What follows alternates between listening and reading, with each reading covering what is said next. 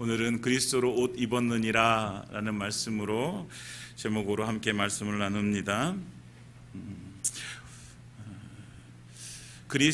기독교 안에는 두 가지 의식이 있습니다. 여러분들도 잘 알고 계시듯이 첫 번째는 주의 만찬입니다. 주의 만찬은 다른 교단에서는 성찬식, 성만찬이라고 부르는데 우리 침례교단에서는 주의 만찬이라고 이렇게 부릅니다. 주님께서 마지막 십자가에 달려 돌아가시기 전에 마지막으로 제자들과 함께 만찬을 나누시면서 떡을 나누시면서 이것이 내 몸이다, 잔을 나누시면서 이것이 내 피다라고 말씀하시면서 제자들에게 그 몸과 피를 나누어 주시는 것이 바로 주의 만찬입니다. 예수님께서는 이 만찬을 행하시면서 우리에게 말씀해 주십니다. 누가복음 22장 19절에 보면 떡을 가져 감사기도 하시고 떼어 그들에게 주시며 이르시되 너희를 위하여 주는 내 몸이라, 너희가 이를 행하여 나를 기념하라 라고 말씀하세요. 마찬가지로 사도 바울도 이 주의 만찬에 대해서 고린도전서 11장 24절부터 26절까지 보게 되어지면 말씀 띄워주세요. 23절부터 25절까지 우리 한번 읽어보겠습니다. 시작. 내가 너희에게 전한 것은 주께 받은 것이니 곧 주 예수께서 잡히시던 밤에 떡을 가지사 축사하시고 떼어 이르시되 이것은 너희를 위하는 내 몸이니 이것을 행하여 나를 기념하라 하시고 식후에 또한 그와 같이 잔을 가지시고 이르시되 이 잔은 내 피로 세운 새 언약이니 이것을 행하여 마실 때마다 나를 기념하라 하셨으니 아멘.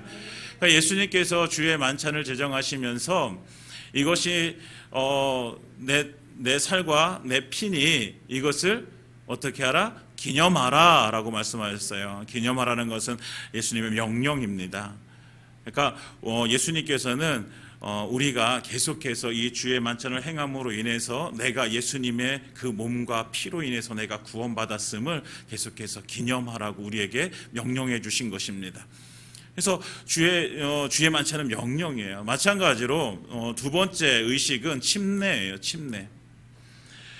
마태복음 28장 19절에 보면 말씀하세요. 그러므로 너희는 가서 모든 민족을 제자로 삼아 아버지와 아들과 성령의 이름으로 침례를 베풀고 라고 말씀하시죠.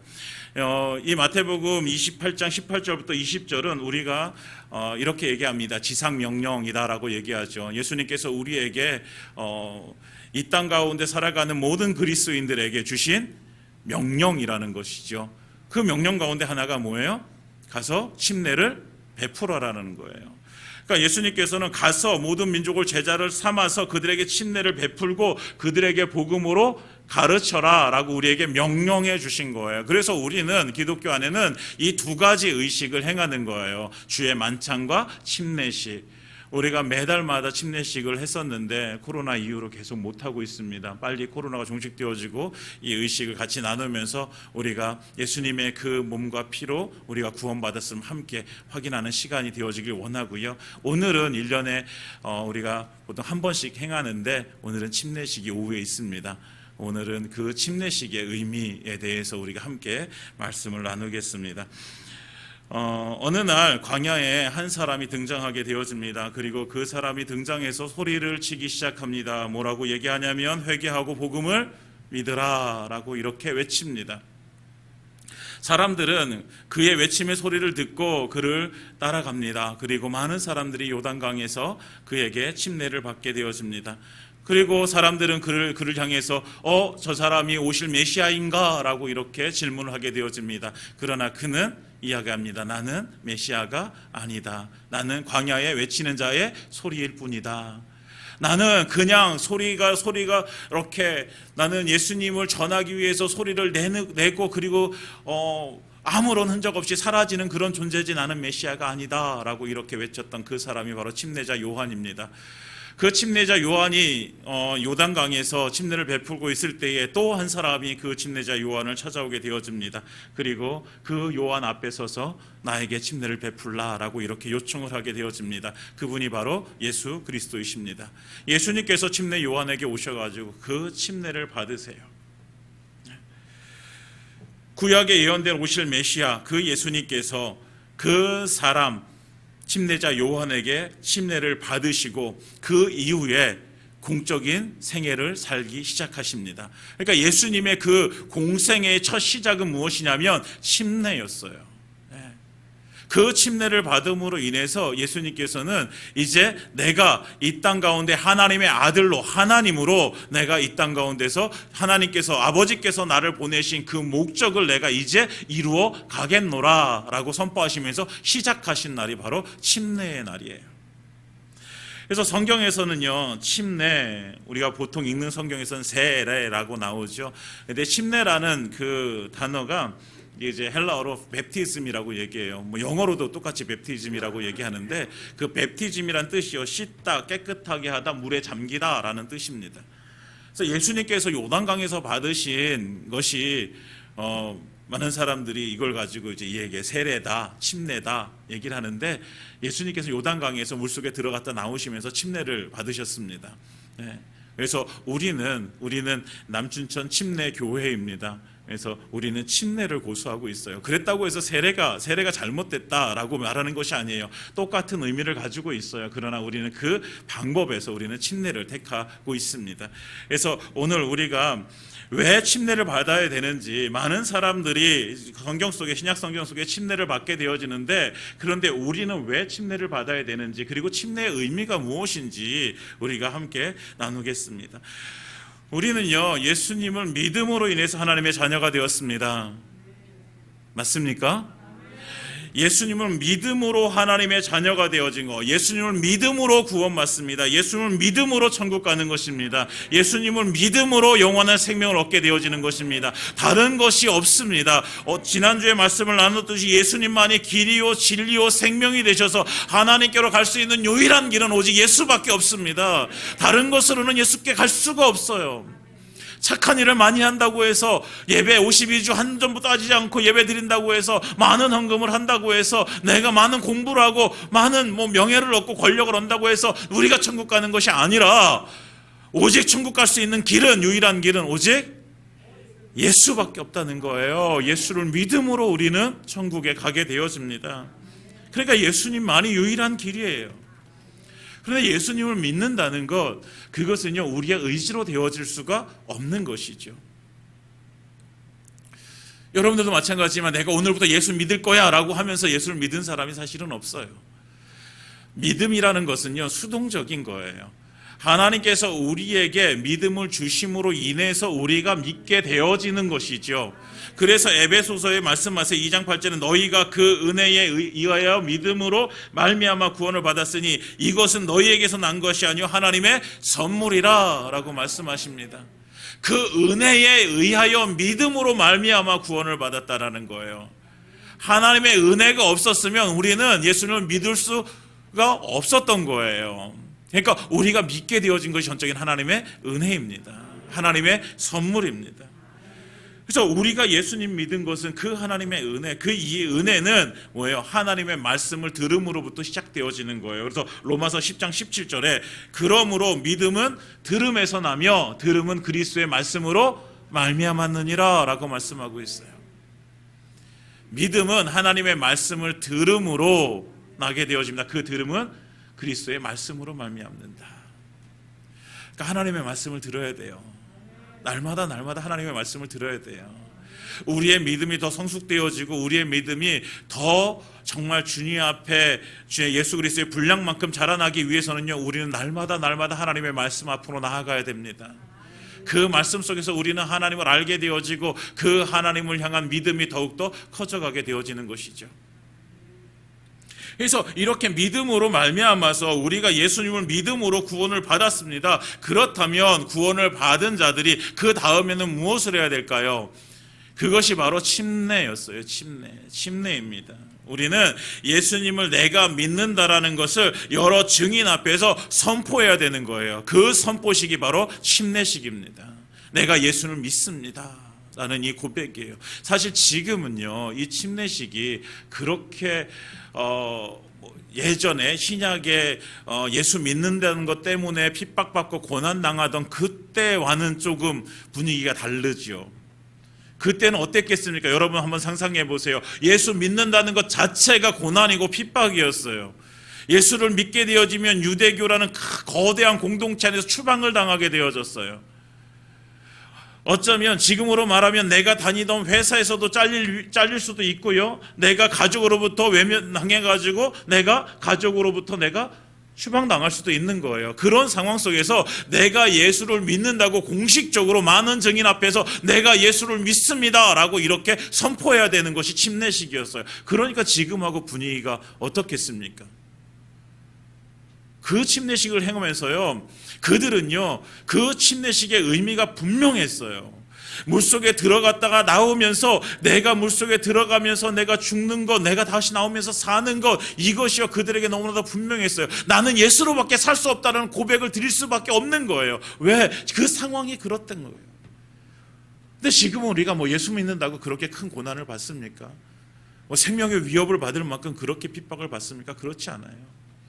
그러나 우리가 침례식을 거행하면서 우리는 다시 한번 그 신약의 시대의 성도들이 가졌던 그 마음, 내가 예수 믿는다는 것 때문에 내 모든 것을 다 이룰 수도 있고 어쩌면 내 생명까지도 이룰 수 있는 그런 상황임에도 불구하고 나는 오직 예수 없으면 살 수 없습니다. 나는 오직 예수로만 살겠습니다라는 이 고백이 우리의 삶 가운데도 함께 드려지기를 원합니다.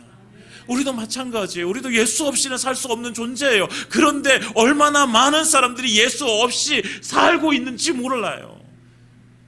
주일날 11시가 되어지면 예배당에 나와서 앉아있음에도 불구하고 우리가 교회 밖으로 나아가게 되어지면 얼마나 예수 없이 그냥 내 마음대로 내가 원하는 대로 우리가 살아가고 있는지 몰라요.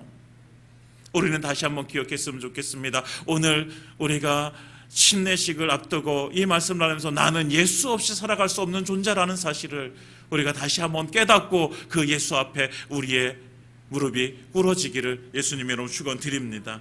그러니까 이 침례식은요 그냥 뭐 하나의 그냥 단순한 의식이 아니라는 거예요. 많은 증인 앞에서 내가 예수님을 믿습니다라는 이 확실한 고백으로 드려지는 시간이에요. 결혼식이라는 거 있잖아요. 결혼식, 비유를 들자면 결혼식 있잖아요. 결혼식 하면은 돈도 많이 들고 또 준비하는 것도 너무 힘들고 막 그래요. 근데 사람들이 결혼을 하면 다 결혼식을 해요. 사실 결혼식 안 한다고 해서 부부가 안 되는 건 아니에요. 그렇죠? 여러분? 네, 이렇게 혼인신고서 해가지고 구청에 제출하면 부부가 되어지는 것이잖아요. 그런데 법적으로는 그렇지만 그러나 많은 증인 앞에서 우리가 함께 부부가 되었습니다라는 것을 선포하는 자리가 그 자리인 거예요. 그래서 결혼식은 의미가 큰 거예요. 마찬가지로 침례식도 그 의미가 너무나도 크고 그리고 그 의미가 우리에게 주는 교훈이 너무나도 크다는 거죠. 그래서 침례라는 것은 무엇을 의미할까? 27절에 보면 이렇게 말씀하고 있어요. 20절 누구든지 그리스도와 합하기 위하여 침례를 받은 자는 그리스도로 옷 입었느니라 라고 이렇게 말씀하고 계시죠.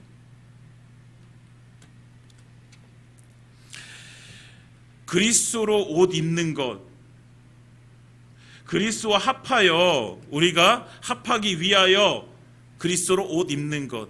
그러니까 침례는요 그리스도와 합하는 의식입니다. 그러니까 그리스도 합한다는 게 뭐예요? 예수님께서 십자가에 달려 죽으시고 그리고 3일 만에 부활하신 것, 그 예수님과 내가 합해진다라는 거예요. 그러니까 다시 말하면 그 예수님이 십자가에 죽을 때 나도 함께 죽고 예수님이 부활하실 때 나도 함께 죽었음이 고백되어지는 시간이 침례예요. 침례. 그러니까 침례는 예수님의 죽음과 부활의 옷을 입는 것입니다. 그래서 우리에게는 첫 번째 그 침례식의 의미가 뭐예요? 예수님과 함께 죽는 거예요. 여러분 우리는 예수님과 함께 십자가에 달려 죽어야 됩니다. 그럼 무엇이 죽어요? 예수님은 십자가에 달려서 그 육신이 이제 고통당하시면서 죽게 되어지는데 우리는 그 십자가에서 무엇이 죽습니까? 우리의 자아가 죽는 거예요.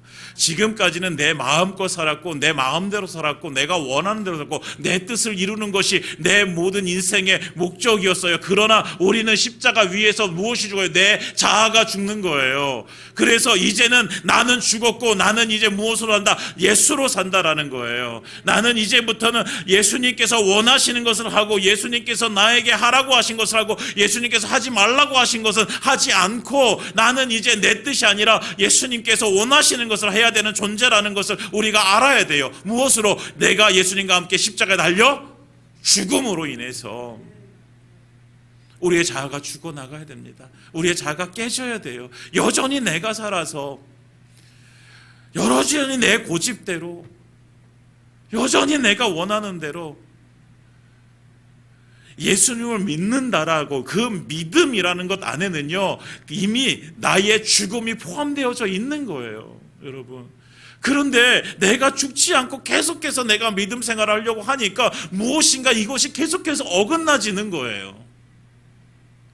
우리가 예수님의 말씀대로 하나님께서 우리에게 주신 말씀대로 우리가 살려고 하는데 계속해서 내 마음속에 내 자아가 죽지 않아서 내 마음대로 살려고 하는 이것이 계속 부딪히는 거예요. 이렇게 부딪히는 거예요. 그러니까 때때로 성령 충만하며 하나님의 말씀대로 살았다가 성령 충만하지 못하면 또 뭐로 살아요? 내 마음대로 살고.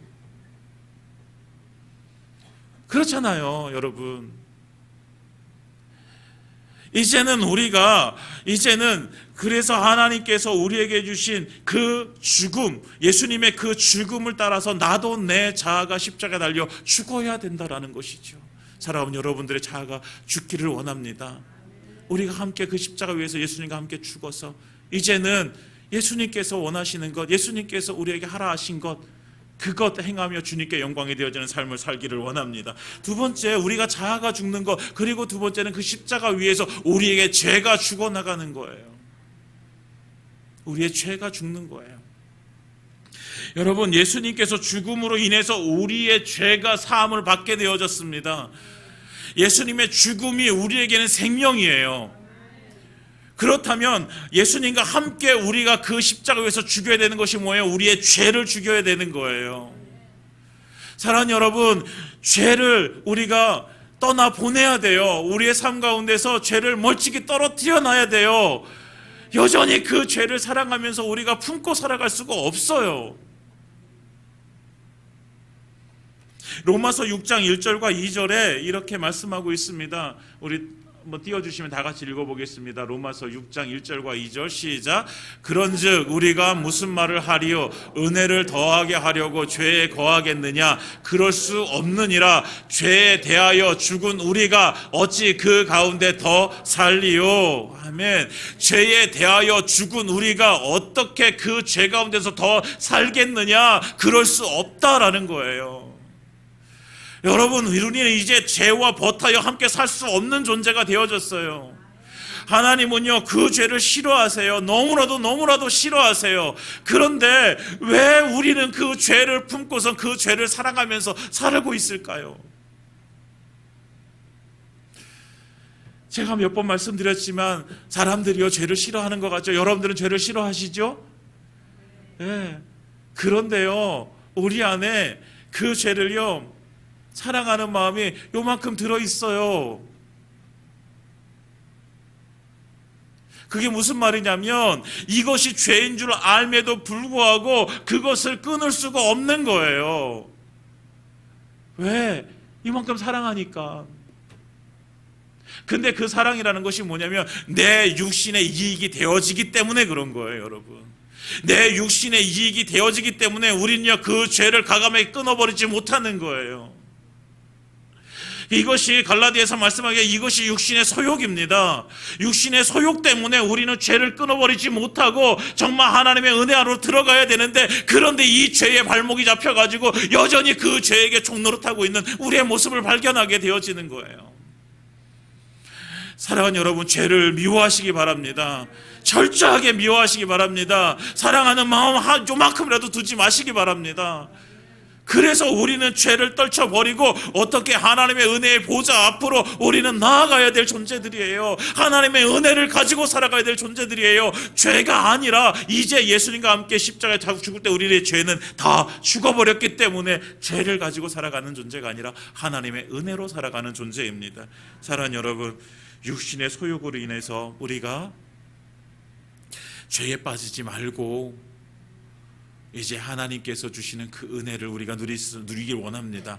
그래서 사도 바울은 고백해요. 고린도서 15장 31절에 이렇게 고백합니다. 나는 날마다 죽노라. 바울도요, 날마다 자기의 자아를 죽이지 않고 죄를 죽이지 않으면, 그러면 그 죄 가운데 빠져서 여지없이 좌절하고 실족당하고 넘어지는 그런 존재였어요. 바울이라고 해서요, 어떤 완벽한 자가 아니었다고요. 그도 날마다 죽어야지만 살 수 있는 존재였어요. 사랑하는 여러분, 우리가 날마다 죽기를 원합니다. 내 자아가 죽고 내 죄가 죽어서 오직 하나님의 영광으로 살아가는 저와 여러분들의 삶이 되어지기를 예수님의 이름으로 축원드립니다. 그러면 죽는 것, 이제 침례의 첫 번째 의미가 죽는 거였으며, 이제 물속에 있다가 보시면 아시겠지만 이제 이렇게 입과 코를 막고서 물속에 이렇게 들어갑니다. 그리고 나서 물속에 잠깐 있어요. 그게 뭐예요? 이제 예수님과 함께 장사되어졌다는 거예요. 장사지어졌다.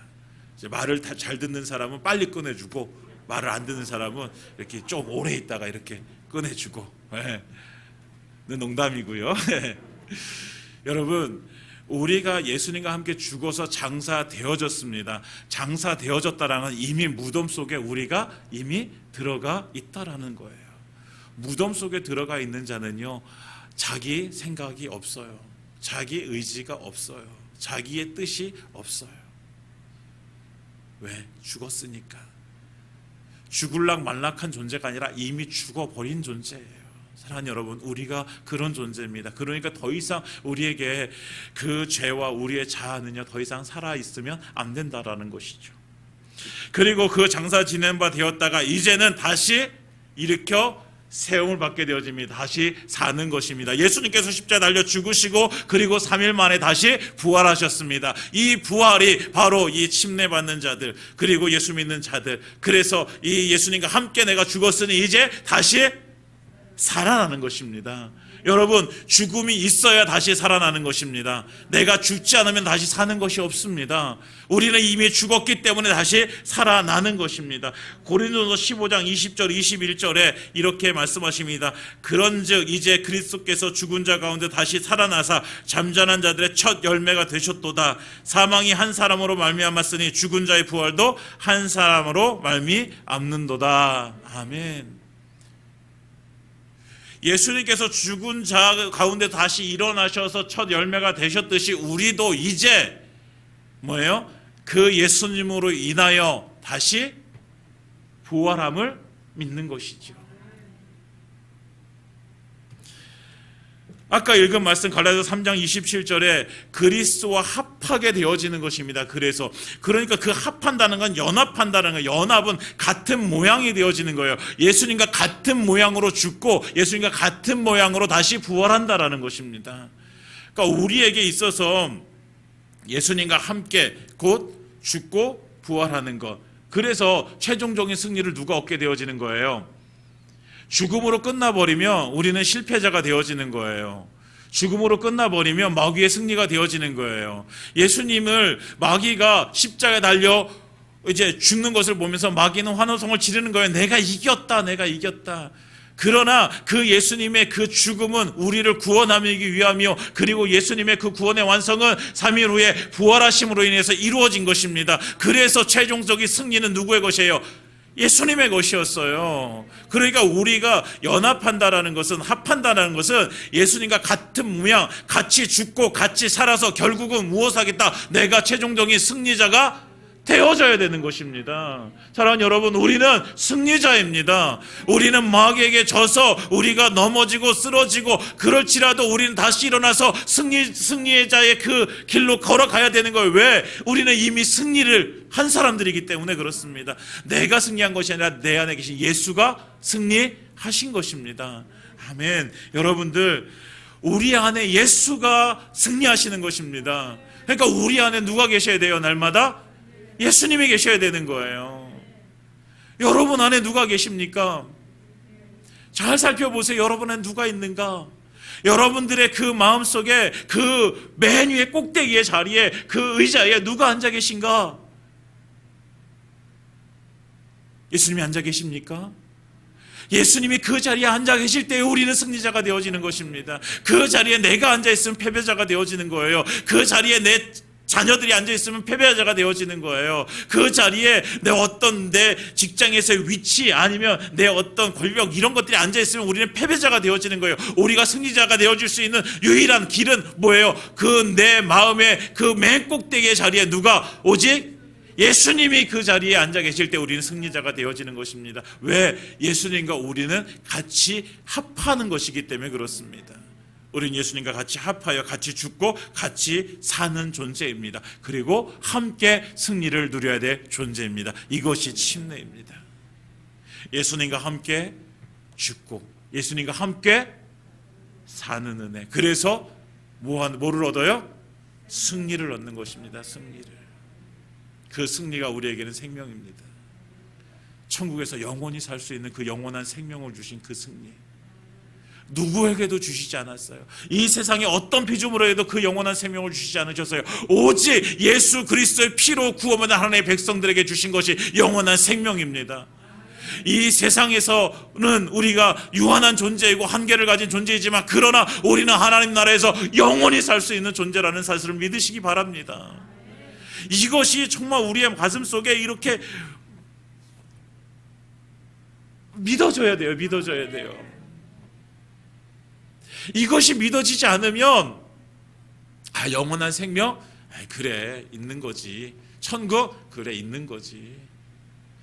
이렇게 해버리면 천국을 소망하지 않아요. 영원한 생명이 가치가 없어요. 사랑하는 여러분, 그 천국의 은혜가 영원한 생명이 우리의 가슴 속에 깨달아 알아지는 은혜가 임하기를 원합니다. 우리의 머릿속에 있는 것이 중요한 게 아니에요. 가슴으로 깨달아져야죠. 그래서 이제 우리가 예수님과 함께 살고 죽는 것입니다. 그래서 우리가 이제 마지막으로 우리가 봐야 될 것은 그 침례를 받음으로 인해서 우리는 무엇이 되어지는 거예요? 새로운 삶이 시작되어지는 것입니다. 물론 우리는 구원 받음으로 새로운 삶의 시작이에요. 그러나 우리가 교회 공동체 안에서 함께 이제 하나님의 나라를 이루어갈 백성으로 이제 그 침례는 교회 공동체에 내가 이제 일원이 되어졌습니다. 침례받은 성도가 되어졌습니다. 라는 것입니다. 여러분, 침례는 구원의 조건이 아닙니다. 아까 말씀드렸잖아요. 구원은 뭐로 받아요? 믿음으로 받는 것입니다. 오직 믿음으로 받는 거예요. 침례는 믿음으로 구원받은 자들이 이제 그들이 여러 사람들 앞에서 내가 예수를 믿습니다라는 고백일 뿐이죠. 그러나 이 고백도 너무 중요하다라고 말씀드렸어요. 그렇다면 이 고백이 드려지는 순간부터 우리는요, 이 교회라는 공동체 안에서 함께 하나님의 나라를 이루어가야 될 백성으로 살아가야 되는 거예요. 지금까지는 내가 나 예수님 믿어, 그러니까 나 혼자서 예배 드리고 나 혼자서 인터넷으로 예배 드리고 온라인으로 예배 드려도 나 상관없어. 그랬을지 모릅니다. 그러나 우리가 이제 침례를 받은 그 순간부터는 어디 안으로 들어오게 되어지는 거예요? 교회 공동체 안으로 들어오게 되어지는 거예요. 나는 이 교회의 성도가 되어지는 것이고 나는 이 교회의 회원이 공동체의 한 사람이 되어지는 것입니다. 지체가 되어지는 것이에요. 이것이 침례 받는 거예요. 그러니까 침례를 받은 자는요, 공동체 안에 함께 지체됨을 누려야 되고 함께 그 지체됨으로 인해서 교회를 세워나가야 되는 것입니다. 새로운 존재. 고린도후서 5장 17절에 보면 이렇게 말씀하고 계시죠. 있나요? PPT가? 예, 다 같이 읽어보겠습니다. 시작. 그런즉 누구든지 그리스도 안에 있으면 새로운 피조물이라. 이전 것은 지나갔으니 보라 새 것이 되었도다. 아멘. 우리의 존재가 새로운 피조물로 바뀌게 되어지는 것은 예수 그리스도를 믿음으로 말미암아서 우리의 존재가 바뀌게 되어집니다. 그러나 우리의 삶의 새로운 시작, 이제는 나 개인이었는데, 한 사람이었는데, 이제는 우리 교회 안에 한 지체가 되어서 이 공동체를 이뤄나가야 될 한 사람이 되어지는 이 신분의 바뀜, 이것은요 이 침례를 통해서 이루어지게 되어져 있습니다. 사랑하는 여러분, 우리는 이제 지체입니다. 지체. 오늘 침례받는 자들을 우리의 지체로 이제 우리는 인정해야 되는 것입니다. 그것에 우리가 증인이 되어지는 것입니다. 증인이 되어진다라는 것은 저 사람이, 오늘 침례받는 자들이 저 사람이 예수 믿는 것을 내가 확인했어 라는 거예요. 그래서 나는 저 사람을, 저 형제를, 저 자매를 나의 지체로 내가 인정한다는 거예요. 그래서 침례식은요, 될 수 있으면 모든 성도들이 다 함께 침례식을 같이 하는 게 좋아요. 예. 그래서 침례식을 어디 가서 하는 것보다는 사실은요, 여기 강당에 이렇게 침례탕이 있어가지고 여기서 이제 우리가 함께 예배드리고, 이렇게 딱 예배드리고 끝나면 여기서 침례식을 함께 이렇게 하고 여러분들이 그 증인이 되어주는 게 가장 좋습니다. 여러분, 우리는 오늘 그 증인의 자리에 서게 되어집니다. 우리 이혜중 형제와 우리 장혜범 자매는 오늘 그 이제 수침자가 되어져서 믿음의 고백으로 우리는 침례를 받게 되어지지만, 우리는 함께 동참하여 그 자리에 증인되어지는 우리는 이제는 진짜 증인되어지는 것입니다. 그를 우리의 지체로 받아들이는 것입니다. 그와 함께 그를 위해서 중보하고, 그를 위해서 우리가 헌신하고, 그를 위해서 함께 세워나갔다고 함께 고백되어지는 자리입니다. 사랑하는 여러분, 이제 우리가 함께 그 침례의 자리로 나아가길 원합니다. 그러면서 우리가 다시 한번 깨닫길 원하는 것은, 이 침례가 오늘 침례를 받는 자들의 것만이 아니라 나의 침례가 되어지길 원합니다. 나도 예수님과 함께 죽고 나도 예수님과 함께 사는 그 자리가 되어지길 원합니다. 그래서 나도 이제 새롭게 출발하는 그 시간이 되어지는 그 자리가 오늘 침례의 자리가 되어지길 예수님 이름으로 축원드립니다. 이제 말씀을 마치겠습니다. 침례는 죽음과 생명입니다. 우리는 꼭 기억해야 돼요. 예수님과 함께 내가 죽고 예수님과 함께 내가 산다라는 것을 꼭 기억해야 됩니다. 그러니까 우리는 더 이상 나 혼자 이렇게 살아가는 존재가 아니라, 나는 예수님과 함께 살고 예수님과 함께 죽어야 되는 존재. 그래서 오늘 말씀에 그리스도와 합한다라고 하는 거예요. 그래서 그리스도로 옷 입는 거예요. 그것이 예수님과 합해져서 예수님과 함께 그 옷을 입는 것. 그래서 나는 이제부터 예수 없이는 살 수 없다라는 고백으로 하나님께 나아가야 되는 거예요. 사랑하는 여러분, 우리가 이제 이 고백 가운데 함께 드려지길 원합니다. 예수님과 함께 죽으십시오. 여러분들 자아가 죽고 여러분들 죄가 죽어 나가길 원합니다. 그리고 예수님과 함께 그 영원한 생명으로 살기를 원합니다. 그래서 이제는 새로운, 정말 주님께서 만드신 이 교회 공동체 안에서 우리가 함께 지체됨으로 정말 주님의 나라를 이뤄갈 수 있는 주의 백성들 되어지시기를 예수님의 이름으로 축원드립니다.